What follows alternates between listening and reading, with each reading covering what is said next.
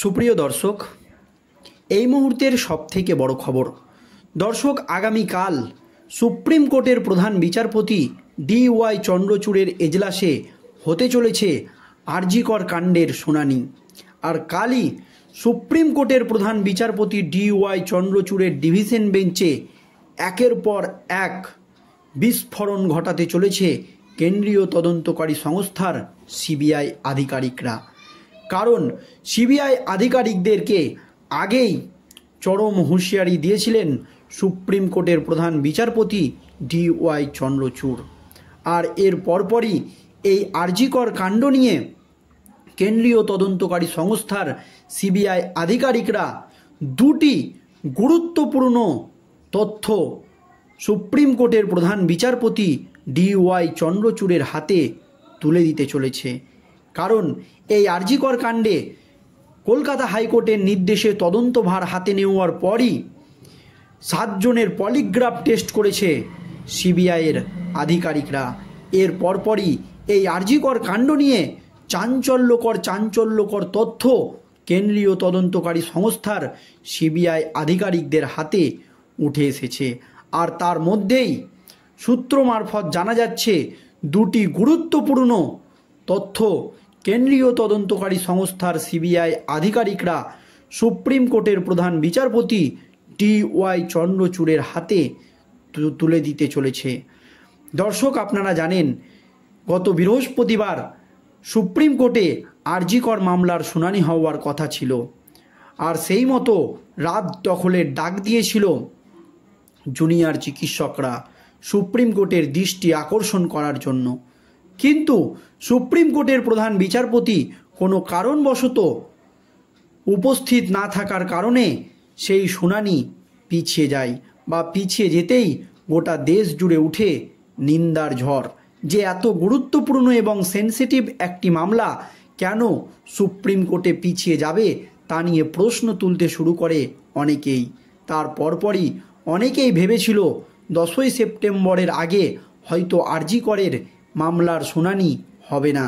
তবে গোটা দেশ জুড়ে নিন্দার ঝড় উঠতেই সুপ্রিম কোর্টের প্রধান বিচারপতি DY চন্দ্রচূড় একেবারে নড়ে চড়ে বসে এবং 9ই সেপ্টেম্বর অর্থাৎ আগামীকাল সুপ্রিম কোর্টের প্রধান বিচারপতি DY চন্দ্রচূড়ের ডিভিশন বেঞ্চে হতে চলেছে আরজি কর মামলার শুনানি। আর সেই শুনানিতে কি তথ্য কেন্দ্রীয় তদন্তকারী সংস্থার CBI আধিকারিকরা তুলে দিতে চলেছে দেখুন। সুপ্রিম কোর্টে আরজি কর কাণ্ডের পর একের পর এক মোড় ঘোরানো তথ্য সামনে এসেছে। তিলোত্তমার ময়না তদন্তের সময় গঠিত মেডিকেল বোর্ড নিয়ে উঠেছে একাধিক প্রশ্ন। সেই মেডিকেল বোর্ডে ছিলেন ফরেন্সিক মেডিসিনের চিকিৎসক দেবাশিস সোম। তার উপস্থিত নিয়ে প্রশ্ন উঠেছে রাজ্য মেডিকেল বোর্ড গঠনের নির্দেশিকা নিয়েও। সেই নির্দেশিকার নথি এসেছে TV9 বাংলার হাতে। তাতে দেখা যাচ্ছে নির্দেশিকায় সই রয়েছে প্রাক্তন উপাধ্যক্ষ সঞ্জয় বরিষ্ঠের। তাহলে স্বাস্থ্য ভবনের তরফে মেডিকেল বোর্ড গঠনের কোথাও নির্দেশিকা আসেনি। কিন্তু মেডিকেল বোর্ড NRS থেকে অ্যাসিস্ট্যান্ট প্রফেসরের পদমর্যাদার সম্পূর্ণ যে চিকিৎসককে রাখা হয়েছিল তাকে নিয়ে গোড়া থেকেই প্রশ্ন তুলে দিয়েছিলেন আন্দোলনকারী চিকিৎসকরা। প্রশ্ন উঠছিল একজন অ্যাসিস্ট্যান্ট পদমর্যাদার প্রফেসর কম অভিজ্ঞতা সম্পূর্ণ চিকিৎসকও কেন এই ধরনের স্পর্শকাতর বিষয়ে মেডিকেল বোর্ডের সদস্য করা হলো, কার নির্দেশে? এবার তা সামনে এলো। জানা যাচ্ছে আরজি কর মেডিকেল কলেজের প্রাক্তন অধ্যক্ষ MSVP সঞ্জয় বরিষ্ঠ নির্দেশ দিয়েছিলেন। তাহলে প্রশ্ন উঠছে আরজি করে MSVP কিভাবে অন্য মেডিকেল কলেজের সদস্য চিকিৎসককে মেডিকেল বোর্ডে রাখতে পারেন, মেডিকেল বোর্ড গঠনের নির্দেশ দিতে পারেন? এই প্রশ্ন কিন্তু উঠে গিয়েছে। তাহলে কি স্বাস্থ্য ভবনের তরফে কোনো নির্দেশ ছিল না? যদি তা থাকতো কেন সামনে আনা হলো না? এই গোটা বিষয়টি খতিয়ে দেখছে কেন্দ্রীয় তদন্তকারী সংস্থার সিবিআই আধিকারিকরা এই মর্মে একটি গুরুত্বপূর্ণ রিপোর্ট কিন্তু সুপ্রিম কোর্টে জমা দিতে চলেছে। এমন একটা সময়ে এই বিষয় নিয়ে প্রশ্ন উঠতে শুরু করেছে যখন ময়না তদন্তের প্রক্রিয়া নিয়ে বারবার জিজ্ঞাসাবাদ করেছে আধিকারিকরা।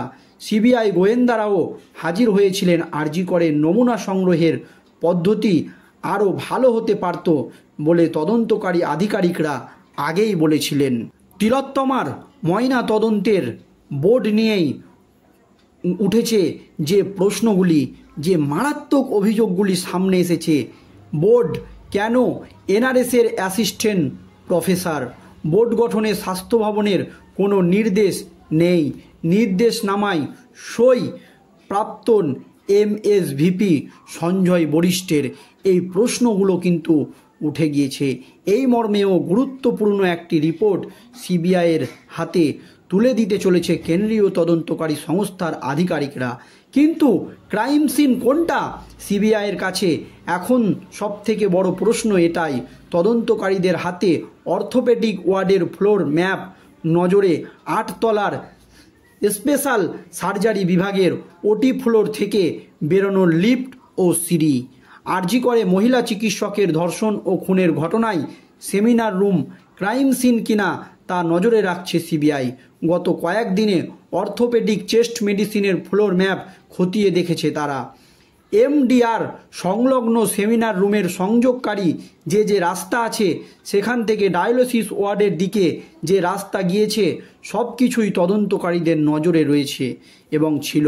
লিফটের ওপরের কোন কোন বিল্ডিংয়ের সঙ্গে কানেক্টেড সেমিনার রুম ঘটনাস্থল কিনা, নাকি অন্য কোনো জায়গায় ঘটনা ঘটিয়ে দেহ রুমে নিয়ে যাওয়া হয়েছিল, তা যাচাই করে দেখা হচ্ছে বলে সূত্রের খবর।